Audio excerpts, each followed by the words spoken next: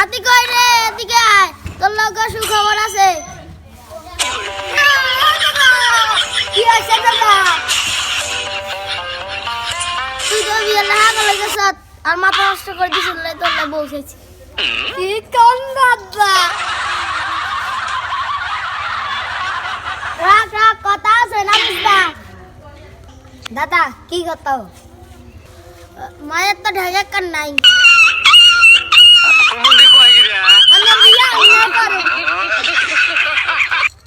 নাতি কই রে, এদিকে আয়, তোর লগে সুখবর আছে। কি হয়েছে দাদা?